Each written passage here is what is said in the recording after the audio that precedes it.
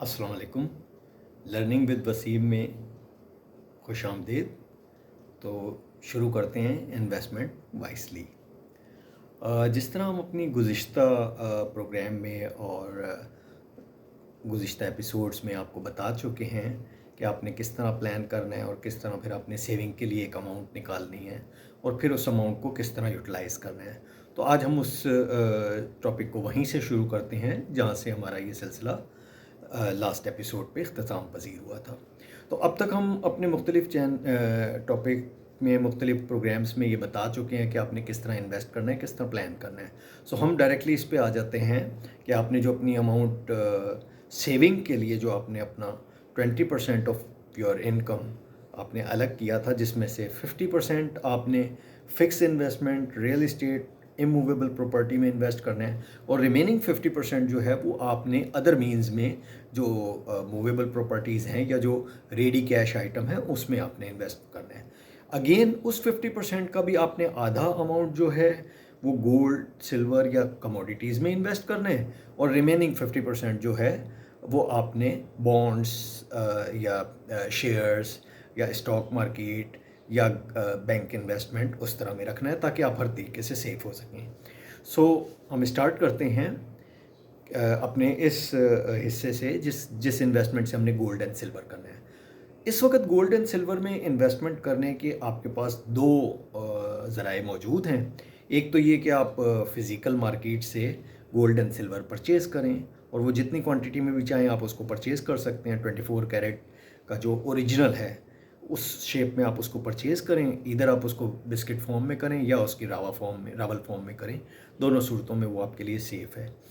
और दूसरी सूरत ये है कि आप उसको किसी भी स्टॉक मार्केट के ब्रोकर के साथ रजिस्टर्ड होके एज अ कमोडिटी एक्सचेंज आप उसकी इन्वेस्टमेंट वर्चुअली करें।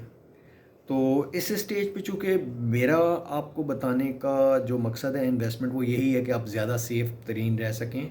आपका मकसद ट्रेडिंग से ज़्यादा इन्वेस्टमेंट और फिर वो ऐसी सेविंग हो जो आपको फ्यूचर में रिटर्न दे सके। तो मेरा मशवरा ये है कि इनिशियली आपको इस स्टेज पे फ़िज़िकल गोल्ड या फ़िज़िकल सिल्वर में इन्वेस्ट करना चाहिए। मे बी उसमें आपका रिटर्न थोड़ा सा कम हो सकता है, उसमें आपकी ट्रेडिंग कम हो सकती है, बट अगेन उसमें आपका रिस्क फैक्टर भी कम होगा। सो मेरा मशवरा यही है कि आप रियल पे जाएं। तो रियल के ऊपर से ही हम स्टार्ट करते हैं। जहाँ तक गोल्ड और सिल्वर में इन्वेस्ट करने की बात है तो सबसे पहले तो मैं आपको ये बता दूं कि गोल्ड और सिल्वर ऐसे आइटम हैं कि जिनमें इन्वेस्टमेंट लॉन्ग टर्म होती है, शॉर्ट टर्म नहीं होती। क्योंकि आप ट्रेडिंग नहीं कर रहे, आप इसको इन्वेस्ट कर रहे हैं फॉर योर फ्यूचर, आप इसको इन्वेस्ट कर रहे हैं for your next generation to come. तो इसलिए आप इसको लॉन्ग टर्म इन्वेस्ट करेंगे और जब आप इसको लॉन्ग टर्म इन्वेस्ट करेंगे तो फिर आपको पेशेंस रखना पड़ेगा क्योंकि ये वॉलेटाइल प्रोडक्ट है। गोल्ड आपका बढ़ता भी है, नीचे भी आता है, तेज़ी से ऊपर भी जाता है, तेज़ी से नीचे भी आता है। बट अगेन आप ये एक आपको पीस ऑफ माइंड होना चाहिए कि जो गोल्ड है जितना भी नीचे आ जाए, जिस तरह भी आ जाए, वो आपके इन्फ्लेशन को हमेशा कवर करेगा। सो आपकी जो सेविंग है वो आपकी इन्फ्लेशन से मीट कर रही होगी, उससे मुकाबला कर रही होगी। इन अदर वर्ड, अगर आप अपना पैसा फिज़िकल फॉर्म में रखते हैं, बैंक में रखते हैं, उसमें अगर आपको प्रॉफिट भी मिल जाता है और अगर किसी वक्त आपका इन्फ्लेशन जो है वो बैंक के प्रॉफिट से ज़्यादा बढ़ जाता है तो आप दर हकीकत उस इन्वेस्टमेंट पे कुछ रिटर्न नहीं ले रहे होते, बल्कि इनफैक्ट आप लॉस कर रहे होते हैं, आप इन्फ्लेशन का शिकार हो रहे होते हैं। जबकि गोल्ड एंड सिल्वर में अच्छी बात यह है कि आप जब उसको लेके रखते हैं तो आपका जितना भी इन्फ्लेशन बढ़ जाए उसी रेशो से आपका गोल्ड एंड सिल्वर भी आपको अकोमोडेट कर लेता है। सो आपकी जब लॉन्ग टर्म इन्वेस्टमेंट होती है और किसी स्टेज पे जाके आप उसको इनकैश कराना चाहते हैं तो वो आपका वो जो सारा इन्फ्लेशन का जो लॉस है वो ये बेयर कर लेता है, वो कवर कर लेता है। यहाँ ये बात अगेन बताना ज़रूरी है जो कि मैं अपने पिछले प्लान में भी बता चुका हूँ, पिछले प्रोग्राम में भी बता चुका हूँ कि जब भी आप इन्वेस्टमेंट करते हैं, इवन अब आप जब गोल्ड और सिल्वर की बात करें तो इसके लिए भी ज़रूरी है कि आप पहले अपना एक गोल सेट करें। आप अपना एक गोल बनाएं। आपने एक अमाउंट तय कर ली, फॉर इंस्टेंस आपने अपनी जो सेविंग का जो 1/3 पोर्शन है जिसको आपने कंसीडर किया कि वो फॉर इंस्टेंस 20,000 है, तो अब आपने उसको एक प्लान कर लेना है। और अगेन उसी की तरह जिस तरह रियल एस्टेट में किया था कि इसका भी एक इमरजेंसी प्लान आप रखें, 3 महीने की इन्वेस्टमेंट अलग रखें, देन उसके बाद इसको कंटिन्यू करें ताकि किसी स्टेज पे ये डिस्कनेक्ट ना हो, इसमें कोई हर्डल ना आए और आप इसको कंटिन्यूअस कर सकें, और उसमें अब आप इसको रेगुलर बेसिस पे इन्वेस्ट करते रहें। द थिंग इज़ कि आपने देखना सिर्फ ये है कि इसमें आपने इन्वेस्ट किस स्टेज पे करना है, चूँकि आप लॉन्ग टर्म इन्वेस्ट करने जा रहे हैं। और फॉर इंस्टेंस मैं एक मिसाल देता हूँ कि अगर आपने 20,000 इन्वेस्ट करना है और 20,000 का से गोल्ड जो है वो 3 ग्राम गोल्ड आता है या 2 ग्राम गोल्ड आता है, तो आपने इस हिसाब से प्लान करना है कि जब आप देखें कि मार्केट में इसका रेट थोड़ा सा नीचे हुआ है, आप उस वक्त 1 ग्राम ख़रीद लें।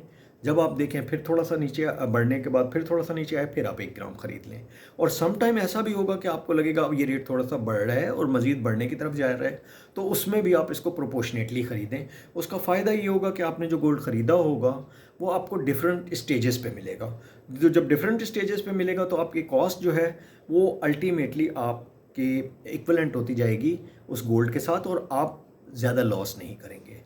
दूसरी चीज़ ये है कि अगर इसमें कभी लॉस आता भी है और मार्केट अगर कभी वॉलेटाइल होने के बाद नीचे आ जाती है, तो आपको पेशेंस रखना है, आपने घबराना नहीं है। क्यों? कि ये आइटम ऐसा है कि जिसको लॉन्ग टर्म इन्वेस्ट किया जाता है। एक तो आपने गोल बना लिया गोल्ड और सिल्वर के लिए, फिर उसको आपने राइट डाउन कर लिया कि आपने गोल्ड एंड सिल्वर से इन्वेस्टमेंट कितने पीरियड के लिए करनी है। फॉर इंस्टेंस आपने उसको 10 साल के लिए इन्वेस्टमेंट करनी है, फॉर इंस्टेंस आपने 20 साल के लिए करनी है, तो आपको पहले पता होना चाहिए कि मैंने इसको 10 साल तक परचेज़ करते रहना है। आपको पता होना चाहिए कि ये मैंने किस प्रोपोर्शन से परचेज़ करते रहना है, और कितना पोर्शन इसका मैंने सिल्वर में परचेज़ करना है और कितना पोर्शन मैंने गोल्ड में करना है। क्योंकि ट्रेडिशनली ऐसा होता है कि गोल्ड की प्राइसेस ज़्यादा बढ़ती हैं और सिल्वर की प्राइसेस स्टेबल ज़्यादा रहती हैं बट बढ़ती कम है। तो ये, लेकिन आने वाले वक्त में जो मेरी एडवाइस है कि आपको सिल्वर भी बहुत अच्छा रिटर्न देगा। उसकी वजह ये है कि गोल्ड की प्राइसेस इंटरनेशनली इतनी अपसाइड में जा चुकी हैं कि अब आपकी जो ज्वेलरी और दूसरी प्रोडक्ट हैं, और स्पेशली ऐसे आइटम जो कि फ्यूचर में हमारी नीड बन जाएंगे लाइक सोलर पैनल और इस तरह के जो आइटम हैं, इनके अंदर भी आपका सिल्वर यूटिलाइज होगा। तो जब इनके अंदर सिल्वर यूटिलाइज होता है तो डेफिनेटली मार्केट में से वो उसकी डिमांड बढ़ती है, और जब डिमांड बढ़ती है तो उसकी प्राइसेस भी बढ़ती हैं। आप इसमें इसको थोड़ा सा डाइवर्सिफाई रखें और थोड़ा गोल्ड थोड़ा सिल्वर की पॉलिसी पे आप उसको अमल करते रहें। यहाँ एक फ़ायदा ये भी है कि अगर आप गोल्ड में इन्वेस्ट नहीं कर सकते, आपकी इन्वेस्टमेंट ज़रा कम है, इस लेवल पे नहीं है कि आप उसमें गोल्ड में ज़्यादा कर सकें, तो आप सिल्वर में वो प्रोपोर्शन बढ़ा सकते हैं। या ये बताना भी बहुत ज़रूरी है कि आम तौर पे लोगों के जहन में ख्याल होता है कि आप गोल्ड 10 ग्राम ले सकते हैं, 5 ग्राम ले सकते हैं, या 50 ग्राम ले सकते हैं, 1 आउंस ले सकते हैं। ऐसा नहीं है। अगर फिज़िकल गोल्ड आपने कम से कम भी लेना हो तो ये आपको मिलीग्राम्स में भी मिल जाता है। बट अगेन ज़रूरत इस बात की है कि आप जब भी गोल्ड ख़रीदें, आप किसी रिलायबल गोल्ड ज्वेलर से ख़रीदें, या लाइक पाकिस्तान में आप ARY से गोल्ड ले सकते हैं। वो आपको बाकायदा सील्ड पैक गोल्ड देते हैं। उनके पास से आपको मिलीग्राम्स में भी मिल जाएगा, ग्राम्स में भी मिल जाएगा, आउंस में भी मिल जाएगा, इवन उससे बड़ी क्वांटिटी में भी मिल जाएगा। इन द सेम मैनर अगर आप किसी ज्वेलर से लेते हैं तो आप मेक श्योर करें कि वो आपको उसकी प्रॉपर रिसीट दे, उसके ऊपर प्रॉपर लिख के दे कि उसने आपको कौन सा कितने कैरेट का गोल्ड सेल किया है, ताकि आप जो 24 कैरेट का गोल्ड ले रहे हों तो आप श्योर हों कि आपने सही चीज़ ही ली है। क्योंकि यहाँ ये भी बताना बहुत ज़रूरी है कि गोल्ड की डिफरेंट वैरायटीज़ होती हैं, जिसमें आपका सबसे प्योर गोल्ड जो है वो 24 कैरेट समझा जाता है, जो कि आपका ट्रेडिंग या इन्वेस्टमेंट के लिए काम आता है। उसके बाद फिर 22 कैरेट है जो कि आमतौर पे ज्वेलरी में यूज़ होता है, एंड देन फिर ज्वेलरी में मज़ीद 18 कैरेट का गोल्ड जो कि इंटरनेशनली ज़्यादातर ज्वेलरी में यूज़ होता है, और फिर आजकल उससे भी नीचे आपको 6 कैरेट तक का मिल जाता है, जिसमें गोल्ड का एलिमेंट कम होता है। तो जब भी आपने इन्वेस्टमेंट करनी हो तो डेफिनेटली आपने उसमें ज़्यादा प्योर जो है उसी को लेना होता है, ताकि उसमें आपको रिटर्न भी उसी हिसाब से मिले। यहाँ ये बताना भी बहुत ज़रूरी है कि गोल्ड आप जब भी रखें तो उसको बिस्किट फॉर्म में रखें या उसको रावल फॉर्म में रखें। उसको आप कभी भी ज्वेलरी फॉर्म में ना रखें, क्योंकि जब आप ज्वेलरी बना के गोल्ड लेते हैं तो इनफैक्ट आपने अपना प्रॉफिट उसी वक्त ही ज्वेलर्स को दे दिया होता है। तो वो आप ज्वेलरी वैसे ज़रूर लें उसको इस्तेमाल के लिए, बट अगर आप इन्वेस्टमेंट के पॉइंट ऑफ व्यू से जो इस 20% में से आप निकाल रहे हैं सेविंग वाले पॉइंट से, उसमें आप लाजमी तौर पे ज्वेलरी मेक श्योर करें कि आपने जो ये ज्वेलरी नहीं लेनी, आपने रॉ फॉर्म लेनी है, चाहे वो गोल्ड की हो चाहे वो सिल्वर की हो, और दोनों ऑथेंटिक डीलर से लेनी है। ऐसे डीलर से लेनी है जिस पे आपको एतमाद हो और जो आपको डॉक्यूमेंटेशन के साथ ये चीज़ दे, ताकि आप फ्यूचर में इसके ऊपर प्रॉपरली काम भी कर सकें और प्रॉपरली इसकी आपको रिटर्न भी मिल सके। अब इसी को आगे चलते हैं। तो जिस तरह मैंने आपको ज़िक्र किया था कि प्रॉपर्टी के लिए आपने मार्केट पे अपना एक इन टच और मार्केट में आपने हमेशा इन टच रहना है, तो गोल्ड के लिए ये बहुत ज़्यादा ज़रूरी है। गोल्ड में ये इसलिए ज़रूरी है कि गोल्ड और सिल्वर बहुत वॉलेटाइल हैं, डेली बेसिस पे चेंज होते हैं, इनके रेट्स आते हैं। तो बेहतर ये है कि आप इसकी मार्केट के साथ बहुत ज़्यादा क्लोज टच में रहें और ख़रीदने से पहले एटलीस्ट आप एक आध महीना सिर्फ मार्केट को स्टडी करें। आप देखें कि क्यों हो रही है गोल्ड की, क्योंकि गोल्ड की कई रीज़न्स होती हैं जिसकी वजह से गोल्ड इंटरनेशनल मार्केट में बढ़ता है और कई रीज़न्स होती हैं जिसकी वजह से इंटरनेशनल मार्केट में कम होता है। तो इट्स बेटर कि आप हमेशा मुख्तलिफ़ ज्वेलर्स के साथ, मुख्तलिफ़ गोल्ड के कोई इन्वेस्टर्स जो हैं उनके साथ डिस्कस करते रहें, उनसे एडवाइस लेते रहें, ख़ुद प्रोग्राम्स देखते रहें जो कि आजकल यूट्यूब पे बड़े इजीली अवेलेबल हैं, जिसमें आप देख सकते हैं कि गोल्ड की क्या रीज़न है जिसकी वजह से वो बढ़ रहा है या क्या रीज़न है जिसकी वजह से वो कम हो रहा है। तो देन फिर उसके हिसाब से आपको प्लान करना आसान हो जाएगा और फिर आप उसी हिसाब से उसकी गोल्ड की परचेजिंग करते रहेंगे। यहाँ ये चीज़ भी जहन में रखना ज़रूरी है कि गोल्ड और सिल्वर ऐसे आइटम हैं कि जिनको आप फौरी तौर पे डाइवर्सिफाई कर सकते हैं, क्योंकि कैश आइटम है, जस्ट लाइक कैश है।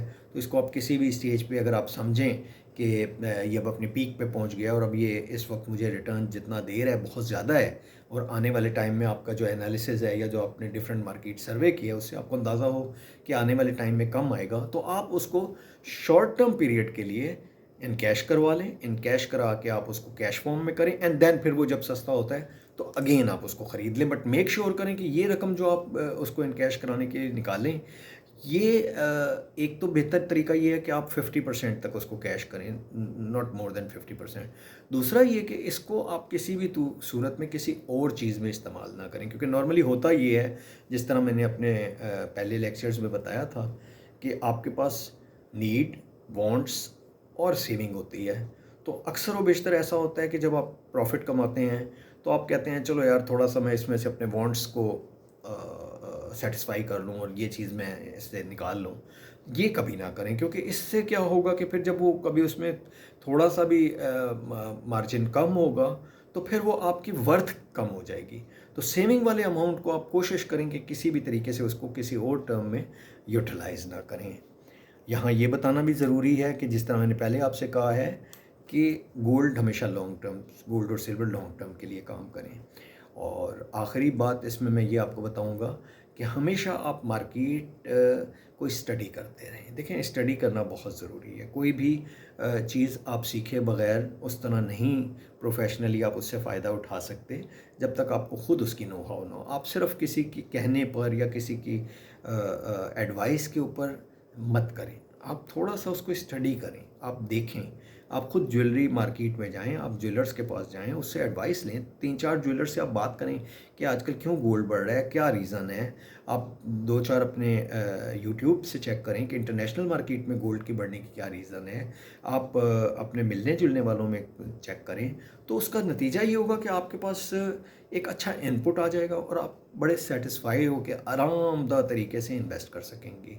सो इसके अलावा गोल्ड का जहाँ तक ताल्लुक़ है, हम इसमें इसकी वर्चुअल मार्केट में भी बाइंग एंड ट्रेडिंग कर सकते हैं, जिसके लिए जिस तरह मैंने पहले बताया था कि आप ब्रोकर के थ्रू अपना एक अकाउंट खोल के उसमें गोल्ड की बाइंग एंड ट्रेडिंग भी कर सकते हैं, जो कि आपकी बहुत मिनिमम अमाउंट से हो सकती है, क्योंकि उसमें अमाउंट की कोई रिस्ट्रिक्शन तो होती नहीं है। जस्ट वो आप 5,000 से अपना अकाउंट खोल के और उसमें भी कर सकते हैं।